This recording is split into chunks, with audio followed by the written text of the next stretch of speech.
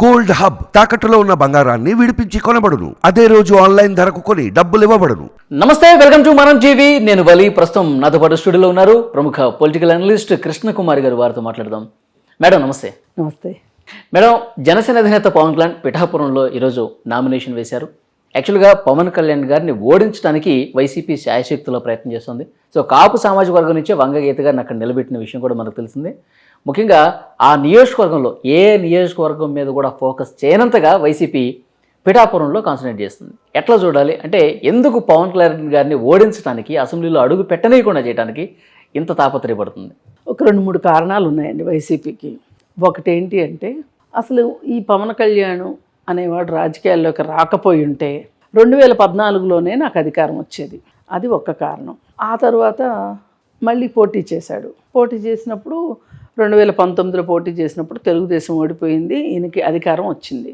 సరే, ఆయన మనసులో బోలెడు దండాలు పెట్టుకున్నాడు పవన్ కళ్యాణ్కి. పోటీ చేసి నన్ను గెలిపించినందుకు గాను అతను పోటీ చేసి సరే ఈయన గెలిచాడు కాబట్టి దండాలు పెట్టుకున్నాడు, బాగుంది. గెలిచిన తర్వాత స్వైర విహారం చేశాడు. అయితే పవన్ కళ్యాణ్కి అర్థమైంది ఏంటంటే, ప్రభుత్వ వ్యతిరేక ఓటు చీలింది కాబట్టే పవన్ కళ్యాణ్ గెలిచాడు, లేకపోతే గెలిచేవాడు కాదు అనేది పవన్ కళ్యాణ్కి అర్థమైపోయి ఆ రోజు నుంచి సంకేతాలు ఇస్తున్నాడు. నేను ఈసారి ప్రభుత్వ వ్యతిరేక ఓటు చేలనివ్వను అని. అయితే 2014, 2019 మధ్యలో అసలు పవన్ కళ్యాణ్ జోలికి పెద్దగా వెళ్ళాల వైసీపీ వాళ్ళు. వాళ్ళ గోల్లో వాళ్ళు ఉన్నారు. అయితే 2019 నుంచి 24 వరకు, ఇప్పుడు ఈ ఎలక్షన్స్ వరకు పవన్ కళ్యాణ్ని టార్గెట్ చేసినంతగా బహుశా ఎవరి మీద టార్గెట్ చేయలే. వాళ్ళు చేసే టార్గెట్ వల్ల ఇంకెవరో అమాయకులు కూడా బలవుతున్నారు, ఇంకెవరో నష్టపోతున్నారు, ఇంకెవరి పరువు ప్రతిష్టలకు భంగం కలుగుతుంది అని చెప్పి ఆ కనీస జ్ఞానం కూడా లేకుండా చేస్తున్నారు. వీళ్ళ లక్ష్యం పవన్ కళ్యాణ్ తిట్టడం. ప్రాసెస్లో ఈ మధ్యలో ఎంతమంది నలిగిపోయినా వాళ్ళకి అక్కర్లా. ఈ విధంగా వాళ్ళు 2019 నుంచి ఆ దాడి చేస్తూనే ఉన్నారు. పవన్ కళ్యాణ్ కూడా ఆ దాడిని తిప్పికొట్టేటట్లుగా నేను ప్రభుత్వ వ్యతిరేక ఓటు చేలనివ్వను అని చెప్తున్నాడు. ఈ మాట వాళ్ళకి గుండెల్లో ధడేలు మంది తగులుతుంది గుండెల మీద. వీడు పోటీ చేయకపోతేనే కదా పోయినసారి మనం గెలిచాము, ఇప్పుడు పోటీ చేస్తానంటున్నాడు, వీడిని అసలు రాజకీయాల్లో ఉండనివ్వకుండా ఎట్లా.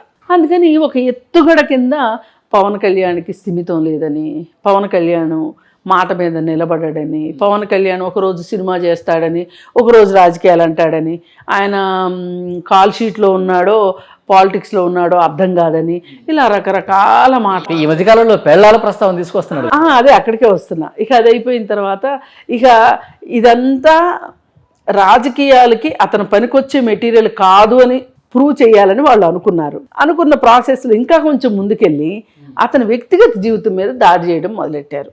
అతని వ్యక్తిగత జీవితం మీద ఏ మాదిరి దాడి చేశారు అంటే, అతను పెళ్ళిళ్ళ ప్రస్తావన పదే తీసుకుని వచ్చి అతని ఆత్మస్థైర్యాన్ని దెబ్బతీయాలి అని చెప్పి అనుకున్నారు. అయితే చాలామంది ఏమడుగుతున్నారంటే, మేధావులు కానీ కొంచెం మాట్లాడగలిగిన వాళ్ళు కానీ, అసలు ఇప్పుడు ఈ రాష్ట్రానికి పవన్ కళ్యాణ్ 4వ పెళ్లి వల్ల వచ్చిన నష్టం ఏంటి? ఒకవేళ పవన్ కళ్యాణ్ 4వ పెళ్లి చేసుకోలేదు అనుకో, ఒకవేళ చేసుకున్నాడు మీరు చెప్పినట్టే, అందువల్లే అమరావతి ఆగిపోయిందా? అందువల్లే పోలవరం పనులు కంప్లీట్ అవ్వట్లేదా? అందువల్లే వైజాగ్ స్టీల్ ప్లాంట్ ప్రైవేట్ పరం అవుతుందా? ఏంటి చెప్పండి అని అడుగుతున్నారు. అవును, ఒకవేళ అతను 4వ పెళ్లి చేసుకుంటే ఇవన్నీ సజావుగా జరిగాయా? చేసుకోకుండా ఉండుంటే గనక. అసలు 4వ పెళ్ళి అనే మాటని వ్యూహాత్మకంగా వాడి అతను బాగా ఇబ్బంది పెడితే, ఒక పాయింట్కి వచ్చేసరికి వీళ్ళకి నేను ఎట్లా తిప్పికొట్టాలి అనే దానికి ఒక ఫైన్ మార్నింగ్ పవన్ కళ్యాణ్కి ఒక ఐడియా వచ్చింది. నాకు 4వ పెళ్ళాం అంటున్నారు కదా, నేను ఎక్కడున్నారో చూపించమని అడుగుతున్నాను, వాళ్ళు చూపించలేకపోయారు. బహుశా జగన్మోహన్ రెడ్డి నా 4వ పెళ్ళామేమో. అందుకని చెప్పి సరే నా భార్యని నాకు కాపురానికి పంపండి అని చెప్పి కాంజుగల్ రైట్స్కి వేస్తాను అన్నంత లెవెల్లో పవన్ కళ్యాణ్ కూడా ఎదురు దాడి చేశాక కానీ ఎంతో కొంత దాడి ఆగల. ఈలోపు ఇవన్నీ విని పవన్ కళ్యాణ్ భార్య, రెండో భార్య ఎవరైతే రేణు దేశాయ్ ఉన్నారో ఆవిడ పబ్లిక్లో ఒక స్టేట్మెంట్ ఇవ్వాల్సి వచ్చింది. ఏంటంటే, పవన్ కళ్యాణ్ గారు నాకు అన్యాయం చేసి ఉండొచ్చు, కానీ ఆయన ప్రజలకు అన్యాయం చేసే మనిషి కాదు. ఆయన ప్రతి క్షణం ప్రజల కోసము సమాజం కోసమే పరితపిస్తూ ఉంటాడు. అతన్ని రాజకీయంగా అతన్ని మీరు ఆశీర్వదించండి అని చెప్పి ఆవిడ ఒక స్టేట్మెంట్ ఇచ్చింది. ఆ స్టేట్మెంట్ ఇస్తే కానీ రేణు దేశాయికి అన్యాయం చేశాడు అని వీళ్ళు పాట పాడటం మొదలెట్టారు. ఈలోపు ఈ మధ్యలో నాలాంటి వాళ్ళు కొంచెం చట్టం కొద్దో గొప్ప తెలిసిన వాళ్ళు, అసలు ఏ భార్య భర్తకైనా ఇబ్బందులు తలెత్తితే, భర్త గురించి భార్యకు కానీ భార్య గురించి భర్తకు కానీ ఇబ్బందులు వస్తే చట్టం దృష్టికి తీసుకెళ్లవలసిన హక్కు ఆ భార్యకి భర్తకి మాత్రమే ఉంటుంది.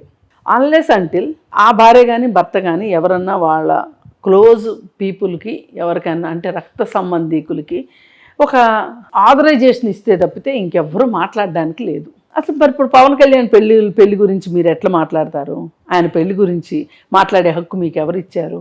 అసలు ఎందుకు రాజకీయం చేస్తున్నారు? దాన్ని మీరు రాజకీయానికి ఎందుకు వాడుకుంటున్నారు? మీకు ఈ రాష్ట్రంలో ఇంకా సమస్యలు ఏమీ లేవా? అంటే పవన్ కళ్యాణ్ని ఎదుర్కోలేక అది పవన్ కళ్యాణ్ని ఎదుర్కోలేక పవన్ కళ్యాణ్ పెళ్ళిళ్ళ గురించి ఇంకా కొంచెం ముందుకెళ్ళి ఏం చేశారు అంటే, సాక్షిలో సాక్షి ఉప్పు తిన్న బ్యాచ్ ఒకటి ఉంది, ఒకప్పుడు సాక్షిలో పనిచేసిన బ్యాచ్. ఆ బ్యాచ్ ఏం చేస్తుంది అంటే, నేను ఇంతకుముందు కూడా ఒకసారి మాట్లాడా ఈ విషయం మీద. ఏంటంటే, రామ్ గోపాల్ వర్మతోటి సాక్షిలో పనిచేసిన ఒక జర్నలిస్టు, పాత జర్నలిస్టు పవన్ కళ్యాణ్ గురించి చర్చిస్తూ ఉంటారు. ఆ చర్చలో ఏంటి అంటే, పవన్ కళ్యాణ్ మనస్తత్వం గురించి వీళ్ళిద్దరూ కలిసి మాట్లాడతారు. మాట్లాడి రామ్ గోపాల్ వర్మ ఏమంటాడు, ఆయన్ని సైకియాట్రిస్ట్ అని సంబోధిస్తాడు.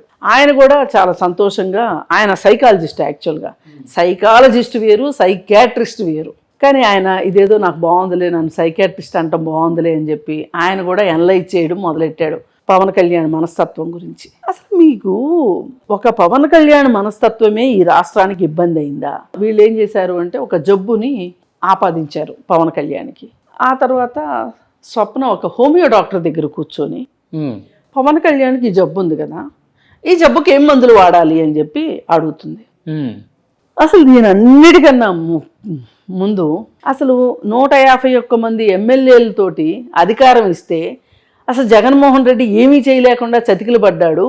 అసలు ఆయనకేమన్నా మానసిక వైద్యం అవసరమేమో చూడాల్సింది పోయి వీళ్ళు అసలు అధికారంలో లేని పవన్ కళ్యాణ్ గురించి మాట్లాడడం ఎంతో విడ్డూరం. అసలు ఇప్పుడు అధికారం ఉన్నోడు కదండి ఏమన్నా చేయగలుగుతాడు, అధికారంలో లేని వాళ్ళు ఏం చేస్తారు? అసలు ఇంతవరకు పవన్ కళ్యాణ్కి అధికారమే ఇవ్వలేదు ప్రజలు, అతను తీసుకోలేదు ఇంతవరకు.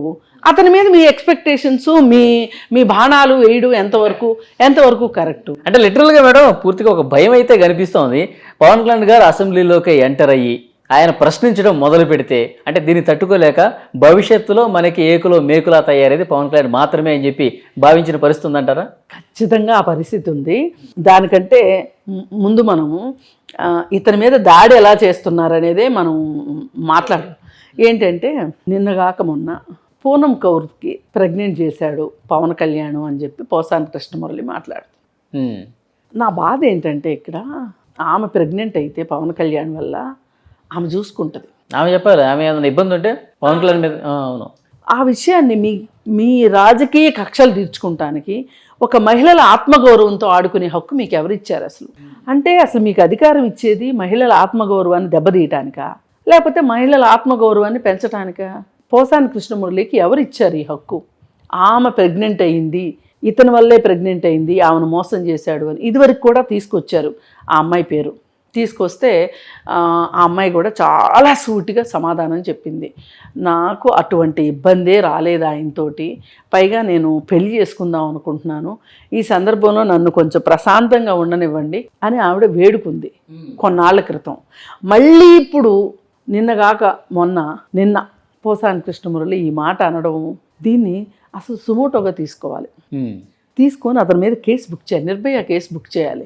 నిర్భయ 353లో ఏముంది అంటే, ఒక మహిళ ఆత్మగౌరవానికి భంగం కలిగించేలాగా మాట్లాడకూడదు. ఇప్పుడు ఇది ఆమె ఆత్మగౌరవానికి భంగం కలిగించినట్లేగా, ఆమె ఆత్మగౌరవాన్ని దెబ్బతీసేటట్లే కదా. అవును. మరి ఇప్పుడు మీ కక్షలు మీకు ఏమైనా ఉంటే మీరు చూసుకోండి.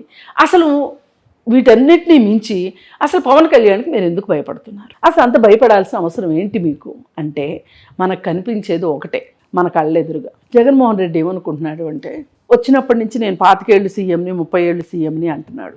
ఆ 25 ఏళ్ళు 30 ఏళ్ళు సీఎం అనే దానికోసం ఎవరైతే అడ్డొస్తారో వాళ్ళల్లా తొక్కి నారదీయటం అంటారు కదా, పాతాళానికి తొక్కాలని చూస్తున్నాడు. అందులో భాగంగానే పవన్ కళ్యాణ్ మీద ఈ విధమైన విమర్శలు చేయటం. రేపు ఒకవేళ పొరపాటున గెలిచాడే అనుకోండి, పిఠాపురంలో గెలిచి అసెంబ్లీకి వస్తే ఆయన ఇంకా ఏమనుకుంటున్నాడు, తనే గెలుస్తాను అనుకుంటున్నాడు పవన్ కళ్యాణ్. నేను సీఎం కుర్చీలో కూర్చున్నప్పుడు అసలు పవన్ కళ్యాణ్ వచ్చేసేసి నన్ను ప్రశ్నలు వేస్తాడా, వాడెంత, వాడి బతికెంత, వాడు 4 పెళ్ళిళ్ళు చేసుకున్నాడు అని మాట్లాడుతున్నాడు. సరే, ఆయన 4 పెళ్ళిళ్ళు చేస్తున్నాడు, 40 పెళ్ళిళ్ళు చేస్తున్నాడు, తర్వాత విషయం. అసలు నీ సంగతి ఏంటి? నువ్వు 3600, 3700 వాయిదాలకి వెళ్ళకోకుండా కోర్టుని తప్పుదో పట్టించి నేను రాజ్యాధికారంలో మునిగి తేలుతున్నాను, నేను తీరిగ్గా లేను, ప్రజాసేవలో పొలకించిపోతున్నాను అని చెప్పి కోర్టుకు వెళ్ళనోడివి నువ్వు, చట్టాన్ని గౌరవించనోడివి నువ్వు. మరి ఎట్లా అసలు దీన్ని ఎట్లా చూడాలి? అసలు ఈ జగన్మోహన్ రెడ్డికి ధైర్యం ఏంటి, ధీమా ఏంటి? 16 కేసులు ఉన్నాయి నీ మీద, 16 నెలలు జైల్లో ఉన్నావు, నీ ఆస్తులన్నీ చాలా ఆస్తులు ఈడీ జప్తు చేసింది, నువ్వు క్విడ్ ప్రోకో చేసావు అనడానికి ఎన్నో ఆధారాలు ఉన్నాయి. ఇవన్నీ వదిలేసేసి నువ్వు గురువింద గంజలాగా పవన్ కళ్యాణ్ మీద పట్టం ఏంటి? పైగా ఈసారి పవన్ కళ్యాణ్ మీద ఇంకా ఎక్కువ ఇంత కోపం ఎందుకు అంటే చంద్రబాబు నాయుడుతో జతకట్టిందే చాలనట్టు అసలు వీళ్ళిద్దరి పొలిటికల్ అలయన్స్ని దెబ్బతీయటానికి చాలా ప్రయత్నాలు చేశారు వాళ్ళు. ఆ ప్రయత్నాల్లో భాగంగానే వీళ్ళందరినీ పట్టుకొచ్చేసారు, ఈ విషయాలన్నీ బయటికి తీసుకొచ్చేసేసి ఈ మాటలన్నీ మాట్లాడేశారు. అయినా వాళ్ళిద్దరికి సిగ్గు ఎగ్గు లేదన్నట్టు వాళ్ళిద్దరు కలిసిపోయారు. సరే, వాళ్ళిద్దరు కలిసింది చాలనట్టు మళ్ళీ ఇంకొకరిని కలుపుకొచ్చుకున్నారు, బీజేపీని కూడా. ఓకే, కలుపుకొచ్చుకుని అసలు ఇప్పుడు శత్రువు ఒకడనుకుంటే ఇద్దరు కలిశారు, ఇద్దరు అనుకుంటే ముగ్గురు అయ్యారు. అసలు ప్రజలు 4వ వాళ్ళు నన్ను అడిగితే. ఇప్పుడు పవన్ కళ్యాణ్కి 4 పెళ్ళిళ్ళు అంటున్నారు, కానీ వీళ్ళందరూ 4 మొగుళ్ళు జగన్మోహన్ రెడ్డికి నన్ను అడిగితే.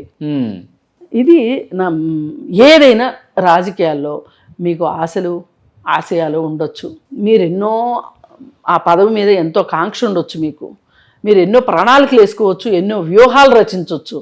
కానీ ఏం చేసినా సరే ప్రజలు అనేవాళ్ళు ఓటేయాలి అనేది మీరు మర్చిపోవద్దు. అంతేగాని నేను పుట్టాను, సీఎంని అయ్యాను, ఇంకో 50 ఏళ్ళు నేనే సీఎంగా ఉంటాను అనే అపోహలు కూడా మీకు లేకపోతే మీరు ఇంత దారుణమైన పథకాలు రచించకుండా ఉంటారు.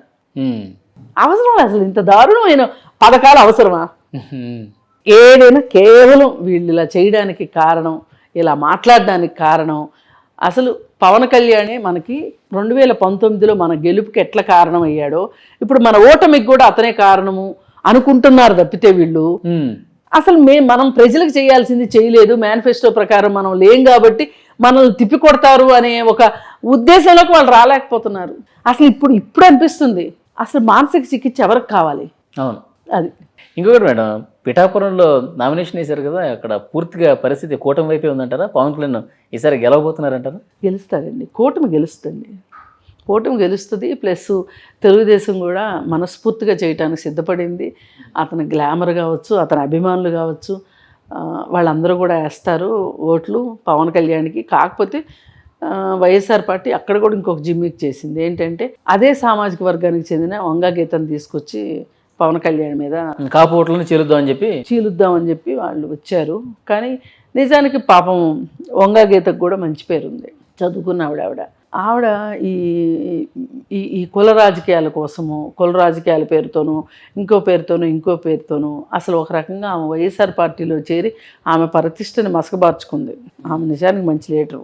మరి ఏ మేరకు కుల ప్రాతిపదికన ఓట్లు చేల్తాయి, వైసీపీ పరిస్థితి ఏంటి, మరి చంద్రబాబు, జగన్మోహన్ రెడ్డి, బీజేపీ హవా ఎంతవరకు వెళ్తుంది ఏంటి అనేది ఇట్లాంటి కొన్ని కీలకమైన సీట్లు ఉన్నాయి. వీటిలో ఏదైనా కాలం నిర్ణయిస్తుంది. Okay, thank you madam. Thank you.